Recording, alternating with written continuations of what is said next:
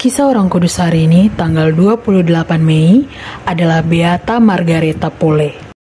Oh ya, jangan lupa like, komen, dan subscribe. Jangan lupa hidupi juga loncengnya ya.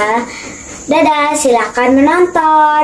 Raja Inggris, Henry ke-8, mengangkat dirinya sendiri sebagai kepala gereja di Inggris dan melepaskan segala hubungan gereja Inggris dengan tahta suci di Roma.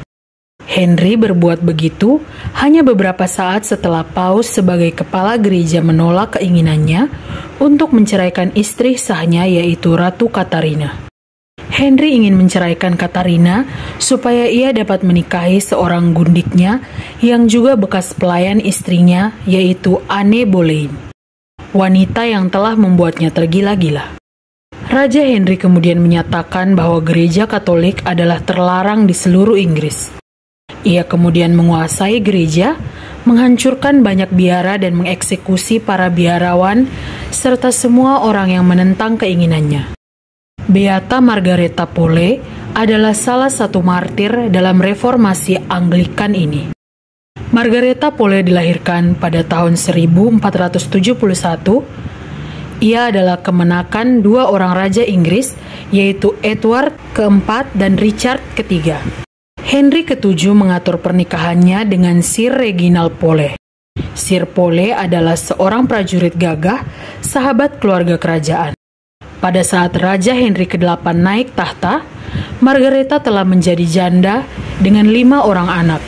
Raja Henry ke-8 masih muda dan belum berpengalaman dalam hal mengendalikan kerajaan dan kekuasaannya. Ia menyebut Margareta sebagai wanita paling kudus di seluruh Inggris. Ia begitu terkesan pada Margareta hingga ia mengembalikan sebagian harta keluarganya yang hilang di masa lampau. Raja juga memberinya gelar kerajaan. Raja Henry ke-8 amat mempercayainya hingga Margareta diberi kepercayaan untuk mendidik Putri Maria, Putri Raja dan Ratu Katarina. Tetapi kemudian Henry ke-8 berusaha menikahi Anne Boleyn meskipun ia sudah beristri. Margareta tidak menyetujui perilaku raja. Karena itu, raja mengusirnya dari istana. Raja menunjukkan bagaimana ia sangat tidak suka kepadanya. Raja bertambah murka ketika seorang putra Margareta, seorang imam, menulis sebuah artikel panjang menentang tuntutan Henry untuk menjadi kepala gereja Inggris. Henry ke-8 tidak dapat mengendalikan dirinya lagi. Ia menjadi seorang yang kejam serta penuh rasa dengki. Ia mengancam akan membinasakan seluruh keluarga Margaret. Henry ke-8 mengutus orang-orangnya untuk menginterogasi Margareta. Mereka harus dapat membuktikan bahwa Margareta adalah seorang pengkhianat.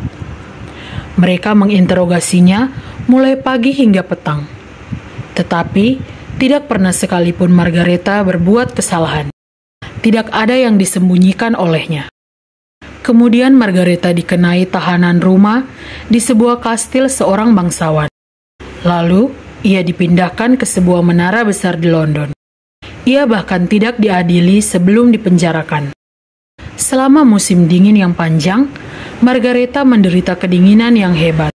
Tidak ada api dan tidak cukup pakaian hangat baginya. Akhirnya, pada tanggal 28 Mei tahun 1541, Beata Margareta dihantar keluarga dari menara menuju tempat pelaksanaan hukuman mati. Ia lelah dan sakit, tetapi ia berdiri tegak dan gagah untuk mati demi imannya. "Aku bukan seorang pengkhianat," demikian katanya dengan berani. Margareta dipenggal kepalanya. Usianya saat itu 70 tahun. Gereja Inggris kemudian disebut Gereja Katolik Anglikan dan sampai hari ini tidak lagi mengakui Paus sebagai kepala gereja.